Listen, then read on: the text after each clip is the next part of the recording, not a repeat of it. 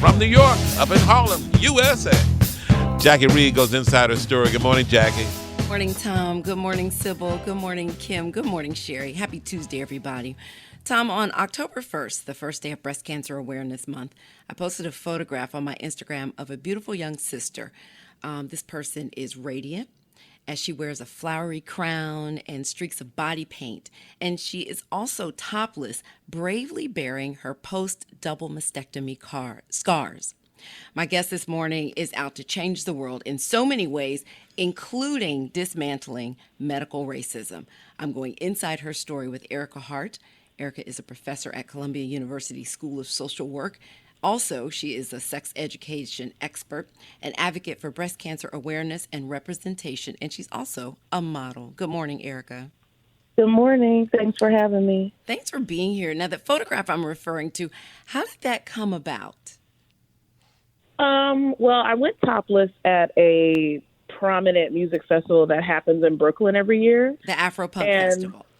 Yeah, and when I went, there's lots of photographers at Afropunk. So a photographer took my picture, and that picture went viral. So lots of photographers started reaching out to me.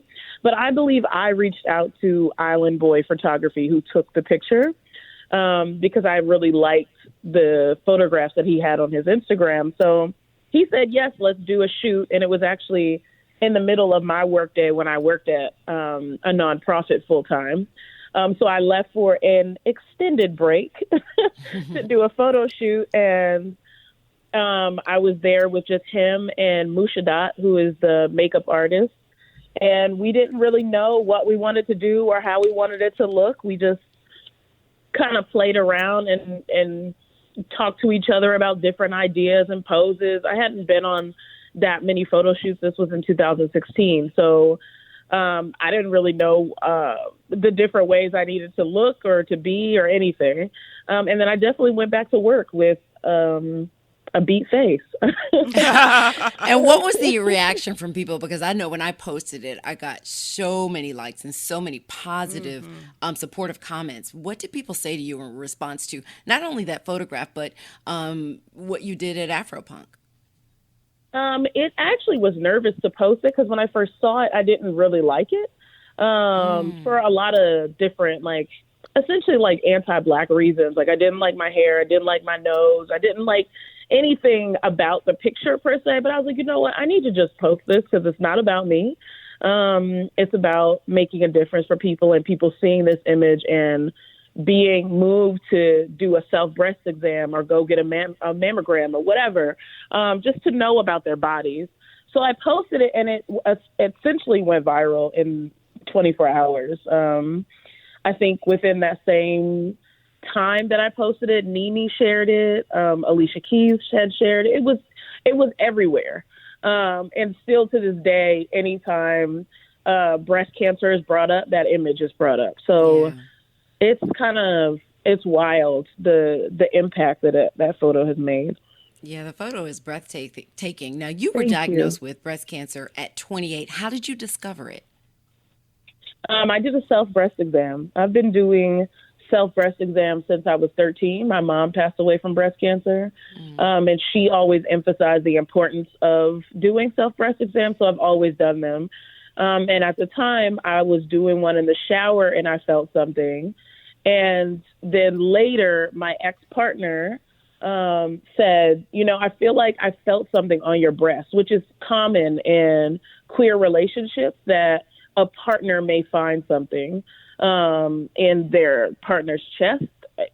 Reasons for that, I'm not necessarily sure. Maybe that's just where intimacy happens a lot in queer relationships, but she did notice that it was there. So then after that, I went to the doctor, and then after a series of tests, I was diagnosed. How difficult was it to make the decision to have the double mastectomy? Was that the only option on the table for you? Yeah, it wasn't actually. I know that sometimes it's an option for people, but it wasn't an option for me. I was diagnosed with bilateral breast cancer, so I had a lump in my right breast, which was stage 2, and then there was no signs of anything in my left breast, but there was also breast cancer in my left breast, and that was stage 0. So it was with my breast cancer surgeon was like, you have to do this. It wasn't like, do you want to, or what do you want to do? And I trusted him. He's a friend of mine. So his advice, I think if you have a friend that's a doctor, the advice is different. It's a little bit more. That's sad, but like, true. Yeah. Yeah. Like just, you just have to do this. There's no other option around it.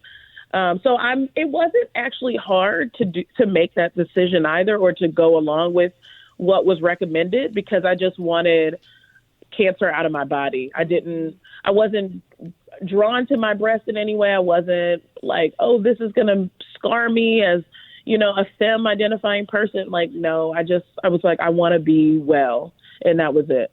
And your family, how did they respond to this? You lost your mom, but I'm sure there are other members who might have had something to say. Yeah, so my dad was somebody who was there for me from the beginning that I found the lump. And before, breast cancer is also scary because you have to get tests done. So it's not just that. Sometimes it's not just a mammogram that shows it. So then you may have to get an ultrasound, and then you may have to get a needle biopsy. You may have to get any sort of other scan. So it's terrifying because the unknown is really scary. So through this time, I was talking to my dad, and, he was praying for me, and my friends were also trying to be in good spirits about it. And then when I told my dad, I was found out over the phone, and I was diagnosed standing in the middle of Wall Street. Good. Yeah, I called him, and he was like, he was obviously upset, but my dad doesn't cry that often. He's a Pisces through and through. And, and, he was just like, my dad always turns to optimism. So he was like, maybe you'll get new breasts now. That is such a man response, too.